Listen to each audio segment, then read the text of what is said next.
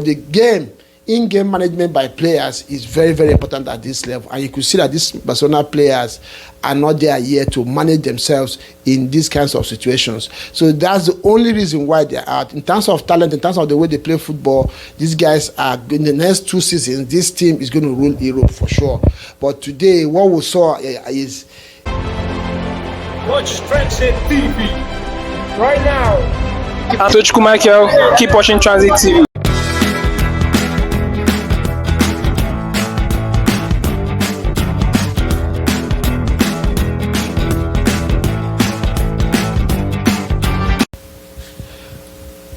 Transit TV, what a game, what a game. If you are a neutral, you probably thoroughly enjoyed this one. 13-goal thriller of a tie. First leg 3-3, second leg 4-3. Inter Milan go through their second finals in 3 seasons. I mean, what else can you say? Inter Milan players and their fans must be in the moon right now.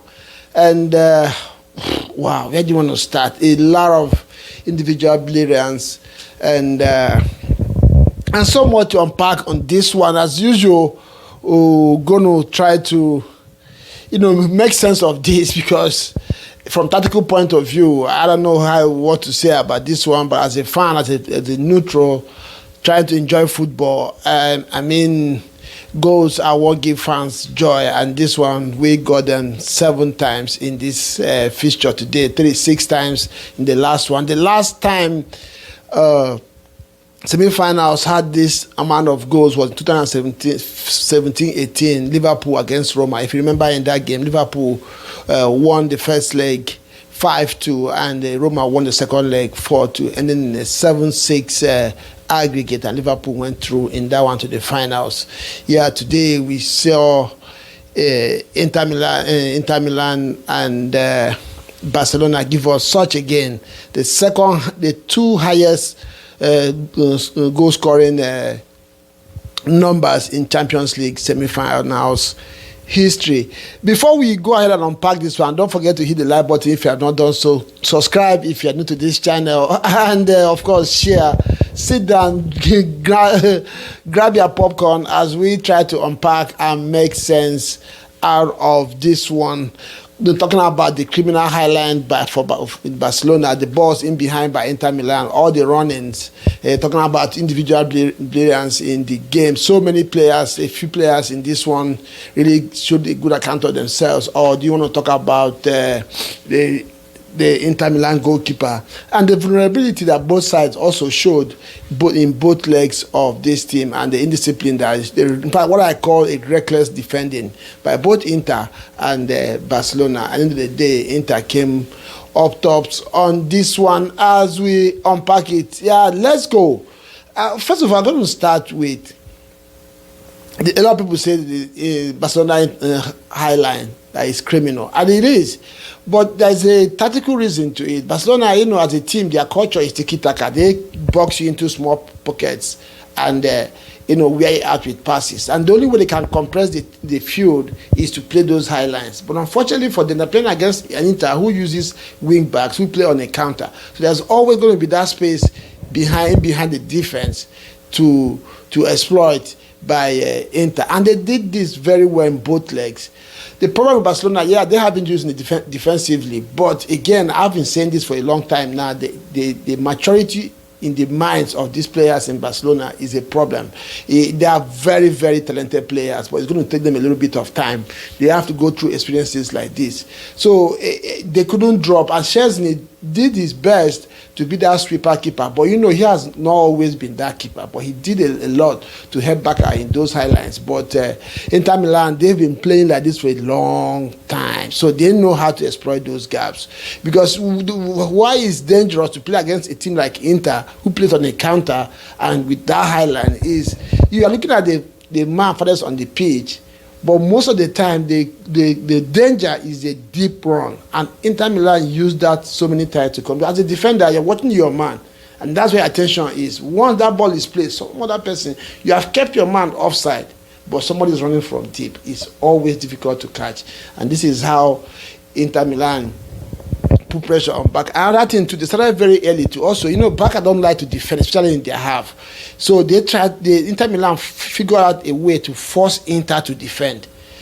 And this is not what they want to do. They want to do, and this is how good sides and good coaches to make their opponent be forced to do what they are not used to doing or what they don't want to do. And once players are doing things they're uncomfortable doing, they get tired easily, they get irritated, and they get frustrated, and things open up.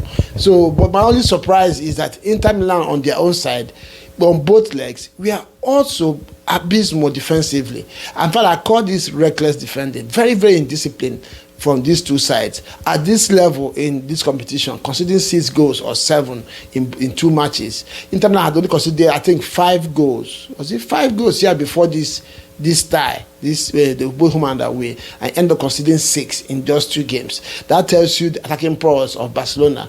But on the other hand as well, how weak defensively this team is, which has always been my reason. I remember after the first leg, I told people that if you ask me, these 2 teams have shown a lot of vulnerability, and I don't know how they're going to do it. Either one that qualifies have shown that they are going to concede goals. And on the other side of the bucket, PSG and Arsenal have not considered that much until let's see what happens in the second leg tomorrow. Another point is, and another thing too that affected Barcelona is, one-on-one, their defenders are not that good, and they keep exposing them to those dangers.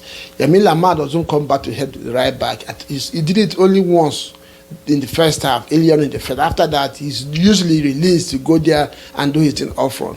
And you can only do that when you have defenders who are good defensively and who can defend one-on-one. And if you don't have those defenders, you're always going to have issues. And this is how Inter Milan was able to go through, because they put Barcelona in those pressures. They were always, having spaces on the right side and the left side to bring those balls, which they scored 2 or 3 of their goals from.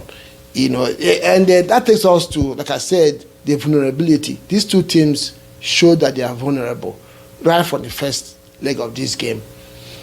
You can't concede 3 goals in the game in Champions League semi-final. Once you do that, you have shown your opponent that you've shown the world that it can be broken. And this is what I think. If there's anything in Milan they need to work on before the final, whoever they meet, they need to work, because those 2 teams, Arsenal and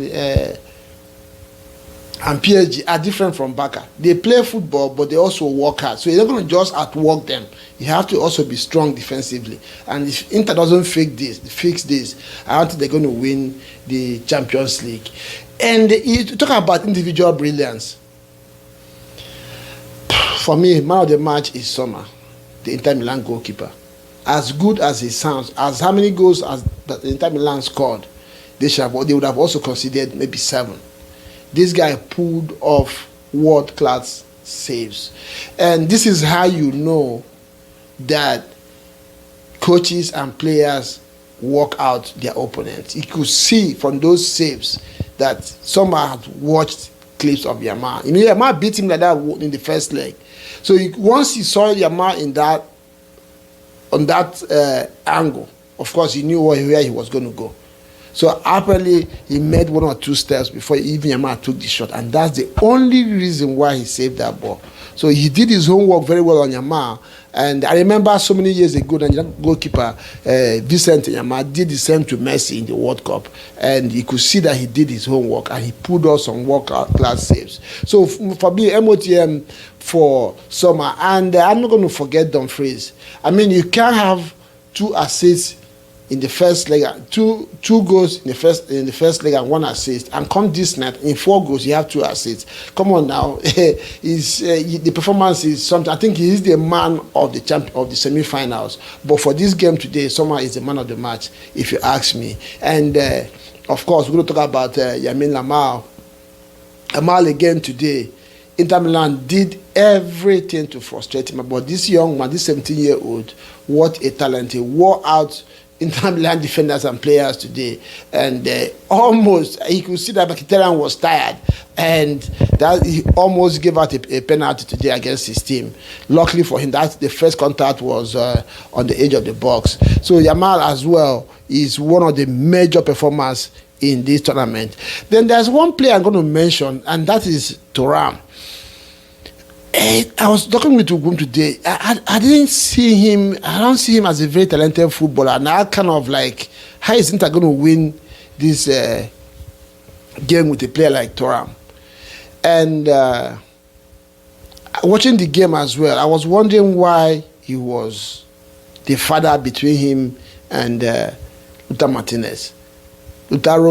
Martinez. He was always the one. You could see the first chance he got, though he was offside, he scrambled it. So I was like, why are they playing him for? Because Martinez is a better finisher. But to be honest, as the game went on, it became clearer why that young man was given that role. His job is to wear out those Barcelona defenders. He is strong, he can hold up the ball, and he has pace and bravery to run at players. And he did that very well, and that's how he brought the winning goal for Inter Milan as well. So yeah, big up the young man, and I really, I'm going to raise my hands up.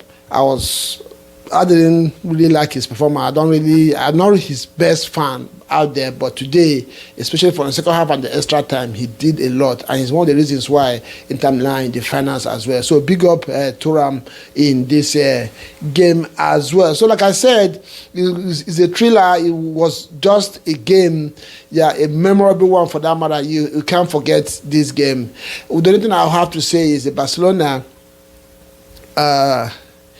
Champions League, replays pedigree. It replays consistency.